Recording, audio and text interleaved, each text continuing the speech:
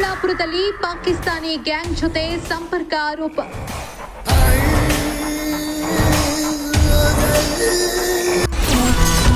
Counter intelligence central ಐವಿ ಮಾಹಿತಿ ವ್ಯಕ್ತಿ ಬಂಧನ.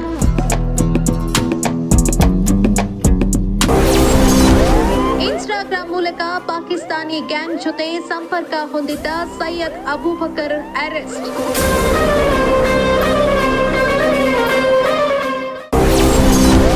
2 ವರ್ಷಗಳಿಂದ ಪಾಕಿಸ್ತಾನಿ ಗ್ಯಾಂಗ್ ಜೊತೆ ಸಂಪರ್ಕ ಆರೋಪ. ಗ್ಯಾಂಗ್ ಸೂಚನೆಯಂತೆ ಕೇರಳ, ದೆಹಲಿಗೆ ತೆರಳಿ ತರಬೇತಿ ಪಡೆದಿದ್ದ ಸೈಯದ್ ಅಬೂಬಕರ್. ದೊಡ್ಡಬಳ್ಳಾಪುರದ ಇಸ್ಲಾಂಪುರದ ಮನೆಯಲ್ಲಿ ಆರೋಪಿ ಬಂಧನ. ಹೆಚ್ಚಿನ ವಿಚಾರಣೆಗಾಗಿ ಪೊಲೀಸ್ ವಶಕ್ಕೆ.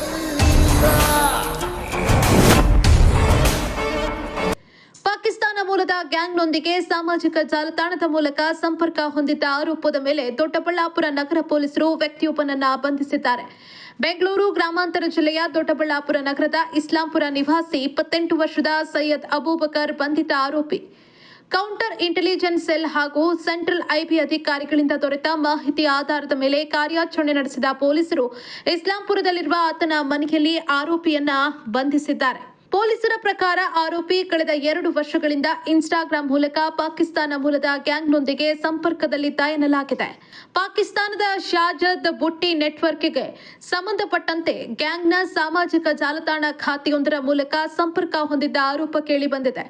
ಆರೋಪಿ ತನ್ನ ಆಧಾರ್ ಕಾರ್ಡ್ ಸೇರಿದಂತೆ ವೈಯಕ್ತಿಕ ದಾಖಲೆಗಳ ಮಾಹಿತಿಯನ್ನ ನೀಡಿ ಸಂಬಂಧಪಟ್ಟ ಇನ್ಸ್ಟಾಗ್ರಾಂ ಖಾತೆಗೆ ಲಾಗಿನ್ ಆಗಿದ್ದ ಎನ್ನಲಾಗಿದೆ. ಗ್ಯಾಂಗ್ನ ಸೂಚನೆಯಂತೆ ಕೇರಳ ಹಾಗೂ ದೆಹಲಿಗೆ ತೆರಳಿ ತರಬೇತಿಯನ್ನು ಪಡ್ಕೊಂಡು ಬಂದಿದ್ದಾನೆ ಎನ್ನುವ ಮಾಹಿತಿ ತನಿಖೆಯಲ್ಲಿ ಬೆಳಕಿಗೆ ಬಂದಿದೆ ಅಂತ ಪೊಲೀಸರು ತಿಳಿಸಿದ್ದಾರೆ.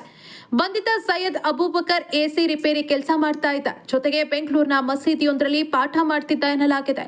ದೊಡ್ಡ ಉದ್ಯಮಿಗಳು ಹಾಗೂ ಗಣ್ಯ ವ್ಯಕ್ತಿಗಳಿಗೆ ಬೆದರಿಕೆ ಹಾಕಿ ಹಣ ವಸೂಲಿ ಮಾಡ್ತಾ ಇದ್ದ ಪಾಕಿಸ್ತಾನ ಮೂಲದ ಗ್ಯಾಂಗ್ನೊಂದಿಗೆ ಆರೋಪಿಯ ಸಂಪರ್ಕದ ಕುರಿತು ಪೊಲೀಸರು ಹೆಚ್ಚಿನ ವಿಚಾರಣೆ ನಡೆಸುತ್ತಿದ್ದಾರೆ. ಆರೋಪಿಯ ವಿರುದ್ಧ ಬಿಎನ್ಎಸ್ನ ಸಂಬಂಧಪಟ್ಟ ಕಲಂಗಳ ಅಡಿಯಲ್ಲಿ ಪ್ರಕರಣ ದಾಖಲಿಸಿಕೊಂಡಿರುವ ಪೊಲೀಸರು ಆತನನ್ನ ವಶಕ್ಕೆ ಪಡೆದು ಸಂಪರ್ಕದ ಸ್ವರೂಪ, ತರಬೇತಿ ಹಾಗೂ ಇತರೆ ವ್ಯಕ್ತಿಗಳೊಂದಿಗೆ ಹೊಂದಿದ್ದ ಸಂಪರ್ಕದ ಕುರಿತು ತನಿಖೆ ಮುಂದುವರೆಸಿದ್ದಾರೆ. ವರದಿ ಅಕ್ಷಯ್ ದೇವನಹಳ್ಳಿ. ಇದರ ಬಗ್ಗೆ ಏನು ಹೇಳ್ತೀರಾ ಸರ್? ಮೊದಲನೇದಾಗಿ ಇಂಟೆಲಿಜೆನ್ಸ್ ಬ್ಯೂರೋ ಮತ್ತು ಪೊಲೀಸ್ ಇಲಾಖೆ ಮತ್ತು ಎನ್ಐಎ ತಂಡಗಳು ಹಲವಾರು ರೀತಿಯಲ್ಲಿ ಉಗ್ರ ಚಟುವಟಿಕೆಗಳನ್ನು ಮಾಡುವವರನ್ನು ದೊಡ್ಡಬಳ್ಳಾಪುರದಲ್ಲಿ ದಮನ ಮಾಡ್ತಾ ಬಂದಿದ್ದಾರೆ. ಇದಕ್ಕಾಗಿ ನಾವು ಮೊದಲನೇದಾಗಿ ಅಭಿನಂದನೆಗಳನ್ನು ಸಲ್ಲಿಸುತ್ತೇವೆ ಮತ್ತು ಗೌರವಪೂರ್ವಕ ವಂದನೆಗಳನ್ನು ಸಹ ಸಲ್ಲಿಸೋದಕ್ಕೆ ಇಷ್ಟಪಡ್ತೇವೆ.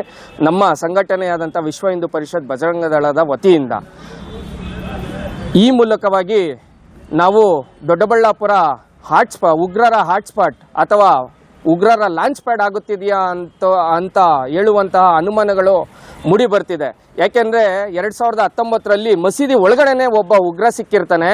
ಈಗ ನೋಡಿದರೆ ಪಾಕಿಸ್ತಾನ ನಂಟಿರುವಂತಹ ಉಗ್ರಜಾಲಕ್ಕೆ ನಂಟಿರುವಂತಹ ವ್ಯಕ್ತಿಯೂ ಸಹ ದೊಡ್ಡಬಳ್ಳಾಪುರದಲ್ಲಿ ಇಸ್ಲಾಂಪುರ ಎನ್ನುವ ಜಾಗದಲ್ಲಿ ಸಿಕ್ಕಿರ್ತಾನೆ ಅಂತನ್ನೋದನ್ನ ಎಲ್ಲ ನೋಡ್ತಾ ಇದ್ರೆ ನಮಗೆ ದೊಡ್ಡಬಳ್ಳಾಪುರ ಉಗ್ರರ ಲಾಂಚ್ ಪ್ಯಾಡ್ ಆಗ್ತಿದೆಯಾ ಮತ್ತು ಉಗ್ರರ ಅಡಗುದಾಣಗಳಾಗ್ತಿದೆಯಾ ಅನ್ನುವಂತಹ ಅನುಮಾನಕ್ಕೆ ಸಾಕ್ಷಿ ಸಮೇತ ಪುಷ್ಟಿಯನ್ನು ಕೊಡುವಂಥ ಪ್ರಕರಣಗಳು ಬೆಳಕಿಗೆ ಬರ್ತಿದೆ.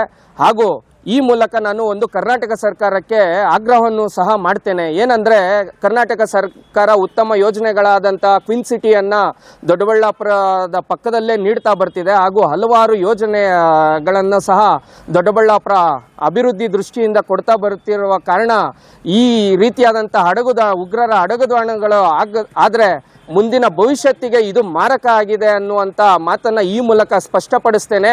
ಹಾಗಾಗಿ ನಾನು ಕರ್ನಾಟಕ ಸರ್ಕಾರಕ್ಕೆ ಈ ಮೂಲಕ ಆಗ್ರಹ ಪಡಿಸ್ತೇನೆ, ನೀವು ತಳಮಟ್ಟದಿಂದ ಬೇರು ಸಮೇತ ಉಗ್ರ ಚಟುವಟಿಕೆಗಳನ್ನು ದೊಡ್ಡಬಳ್ಳಾಪುರದಲ್ಲಿ ನಿರ್ಮೂಲನೆ ಮಾಡಬೇಕು ಅನ್ನುವಂಥ ಆಗ್ರಹನ ವ್ಯಕ್ತಪಡಿಸ್ತೇನೆ. ಸರ್, ಈಗ ತಿನ್ನೋರು ನಮ್ಮನ್ನ ವಾಸಿಸ್ತಿರೋದು ಇಲ್ಲಿ, ಅವ್ನು ಹುಟ್ಟಿ ಬೆಳೆದಿದ್ದು ಕೂಡ ಇಲ್ಲಿ. ಪಾಕಿಸ್ತಾನ ನಂಟಂದ್ರೆ ಹೆಂಗೆ ಸರ್?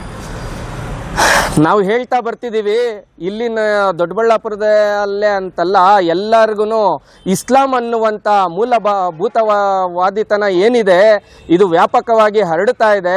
ಅವ್ರಿಗೆ ತಿಂದ ಅನ್ನಕ್ಕೆ, ಕುಡಿದ ನೀರಿಗೆ ಯಾವುದೇ ನಿಯತ್ತಿಲ್ಲದ ಹಾಗೆ ಪಾಕಿಸ್ತಾನಕ್ಕೆ ನಂಟನ್ನು ಇಟ್ಟುಕೊಂಡು ದೇಶದ ಆಂತರಿಕ ಭದ್ರತೆಗೆ ಮಾರಕವಾಗಿರುವಂಥ ಎಲ್ಲ ವಾತಾವರಣನೂ ಈ ಇಸ್ಲಾಮಿನ ಫಾಲೋವರ್ ಅಂದರೆ ಏನು ಮುಸಲ್ಮಾನ ಜಿಹಾದಿಗಳಿದ್ದಾರೆ ಇದನ್ನ ಮಾಡ್ತಾ ಇದ್ದಾರೆ. ಅದಕ್ಕೆ ಪುಷ್ಟಿ ನೀಡುವಂತೆ ಸ್ಥಳೀಯರು ಸಹ ಅದಕ್ಕೆ ಬೆಂಬಲ ನೀಡುತ್ತಿರೋದು ಮಾರಕವಾಗಿದೆ. ಹಾಗಾಗಿ ನನ್ನ ಹಿಂದೂ ಸಮಾಜದ ಪ್ರತಿಯೊಬ್ಬ ವ್ಯಕ್ತಿಗೂ ಈ ಮೂಲಕ ನಾನು ಕೋರುತ್ತೇನೆ, ನಾವು ಹಿಂದೂ ಸಮಾಜವಾಗಿ ಸಂಘಟಿತವಾದರೆ ಮಾತ್ರ ಇಂತಹ ಸವಾಲುಗಳನ್ನು ನಾವು ಮೆಟ್ಟಿ ನಿಲ್ಬೋದು.